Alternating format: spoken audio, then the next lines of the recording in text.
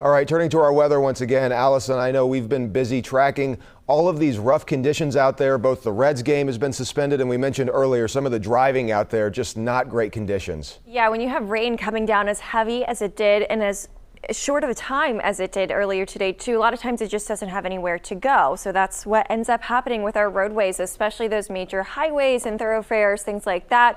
A lot of times you end up with ponding on roads, and across Cincinnati right now we still have rain coming down. Even though it's light, it's still coming down in these spots that had just been hammered by all of that rainfall not too long ago. Here's the flash flood warning that's in effect for areas of Hamilton County. This includes Mariemont, Newtown, Anderson Township, Turpin, areas around Hyde Park as well. Also included in that, Milford, UR2, and then onward into Claremont County. This includes just to the west of Newtonsville over towards Stone Lake State Park. Not quite including Batavia, but areas in Claremont County are under that flash flood warning. The heaviest of that rainfall has started to move to the east of the warning though. So right now we've got that heavy rain coming down pretty good for areas of Brown County over toward Highland County.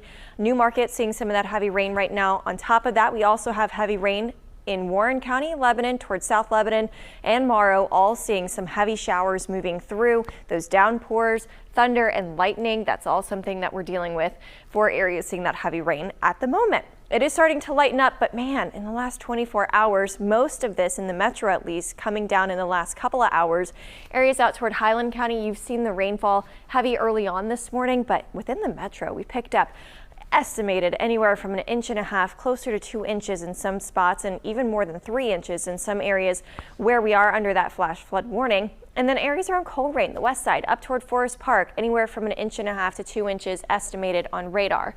Again, for the rest of tonight, we're still holding on to that chance of some rain. It is going to start to lighten up, so that is some good news, but we still could pick up another 1/4 inch to 1/2 inch, just depending on how much additional rain we wind up seeing and where that's going to fall, and if it can fall in the same spot kind of repeatedly throughout tonight.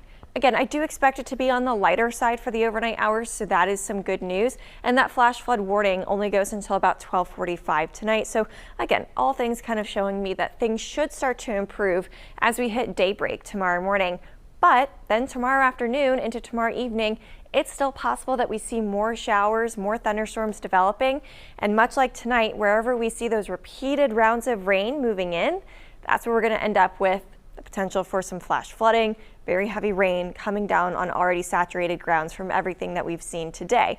So keep that in mind for tomorrow. I think our rain chances really start to go up tomorrow night. There's a chance during the day tomorrow that we see some rainfall, but it's looking like tomorrow evening into tomorrow night, much like tonight, we wind up seeing those heavier downpours moving through. Thunder and lightning, all a possibility. Still holding on to that chance of a stray shower tomorrow during the day. Much like Sunday, there's a chance of a stray shower out there, but we should, at least most of us, see the majority of that rain tomorrow night. 68 outside right now. Light rain still coming down at the airport. Overnight, we are going to fall down to about 65 or so. So we're really not going to see much of a difference in our temperatures here tonight. 81 for the high tomorrow, 81 again on Sunday. Very typical temperature-wise this time of year. It is going to be humid outside though tomorrow and on Sunday. As long as we've got the same system that's been leading to all of the rain, it's going to stay humid.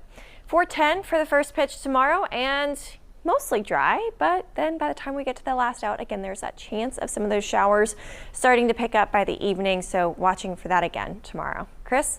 All right, Allison, thank you so much.